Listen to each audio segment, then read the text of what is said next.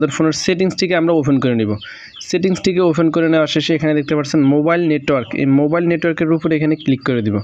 Click করে দেওয়া শেষে আপনারা যে কাজটি করবেন, এখানে যেই সিমটি দিয়ে আপনারা নেট চালান, বা যেমন শুরুতে আমি ওয়ান সিম দিয়ে আপনাদেরকে দেখিয়ে দিই, এই ওয়ান সিমের উপরে ক্লিক করে দিবেন। ক্লিক করে দেওয়া শেষে আপনাদের যে কাজটি করবেন, এখানে দেখতে পাচ্ছেন বোল্টি কল, এই বোল্টি কল এই অপশনটি আপনারা এখান থেকে অফ করে দিলে আপনাদের কিন্তু উপর থেকে সেই বোল্টি নোটিফিকেশনটি কিন্তু চলে যাবে। তো আপনারা যদি এই বোল্টি অপশনটি যদি চালু করে রাখেন, আপনাদের একটু উপকারিতা হবে কি, সেটি হচ্ছে আপনারা যখন কারোর সাথে ফোনে কথা বলবেন তখন কিন্তু 4G ইন্টারনেট বা আপনারা 4G তে কিন্তু আপনারা কথাগুলো বলতে পারবেন এবং কোনো ধরনের সমস্যা হবে না, কথাগুলো বেজে বেজে আসবে না। অনেকেই বলেন যে কথাগুলো বেজে আসে বা কথা আস্তে আস্তে আসে, এগুলো নেটওয়ার্ক যে সমস্ত প্রবলেমগুলো, সেগুলো যদি আপনি এই বোল্টি কল অপশনটি যদি চালু করে রাখেন তাহলে আপনার কিন্তু সেই সমস্যাটির সমাধান হবে না।